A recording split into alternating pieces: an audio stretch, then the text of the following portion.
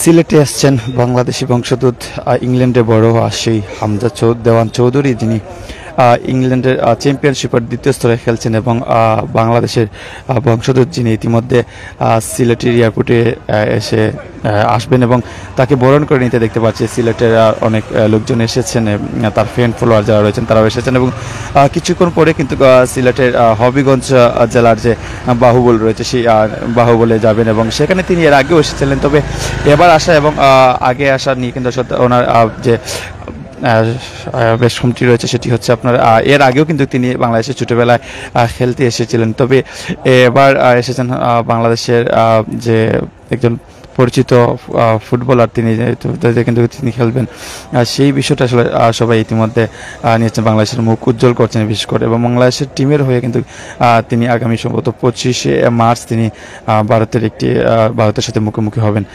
অসংখ্য ধন্যবাদ জানাচ্ছি যারা যুক্ত হয়েছেন দেশের প্রবাস থেকে, এবং দেখতে পাচ্ছেন এখানে আসলে অনেকেই এসেছেন এবং তাকে বরণ করে নেওয়ার জন্য সিলেটের বিভিন্ন জায়গা থেকে তিনি অনেক মানুষজন এসেছেন, অনেক ফ্যান ফলোয়ার এসেছেন এবং অসংখ্য ধন্যবাদ আপনারা যারা যুক্ত হয়েছেন দেশের প্রবাস থেকে। এবং আপনাদেরকে আবারও জানিয়ে রাখছি চ্যাম্পিয়নশিপের হয়ে তিনি আসলে ইংল্যান্ডে খেলে থাকেন এবং ইংল্যান্ডে তিনি আসলে বড় হয়েছেন।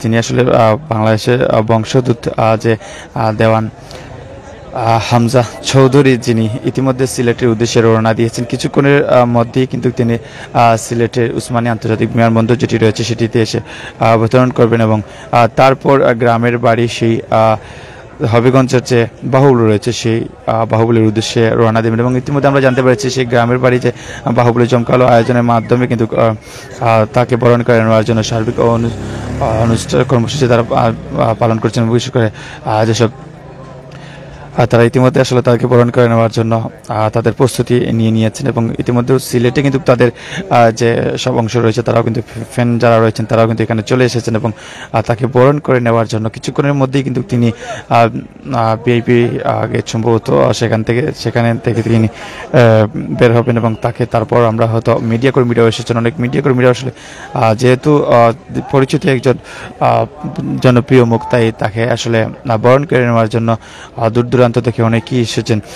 আপনাদেরকে আবারও জানিয়ে রাখি বাংলাদেশি বংশোদ্ভূত দেওয়ান হামজা চৌধুরী, যিনি চ্যাম্পিয়নশিপের দ্বিতীয় স্তরে তিনি খেলছেন এবং বাংলাদেশের হয়ে খেলবেন এবং ভারতের বিপক্ষে কিন্তু সম্ভবত আগামী 25শে মার্চ তিনি ভারতের মাঠে তিনি লড়াই করবেন বাংলাদেশি হয়ে। এর আগে কিন্তু বাংলাদেশ ভারতের বিপক্ষে কিন্তু বেশ কয়েকটি খেলায় মুখোমুখি হয়েছিল, তবে তেমন আসলে লাভজনক হতে পারেনি। তবে এবার ভারতের একটি বয়ের কারণে আমরা দেখতে পাচ্ছি ভারতের সাবেক যে ফুটবলার যাকে আসলে অবসরে দেওয়া হয়েছিল সেই ফুটবলারকেই কিন্তু তারা ফিরিয়ে নিয়ে এসেছে, শুধুমাত্র এই হামজার দেওয়ানের চৌধুরীর বয়েই কিন্তু তাকে আসলে সেখান থেকে তারা ফিরিয়ে নিয়ে আসে।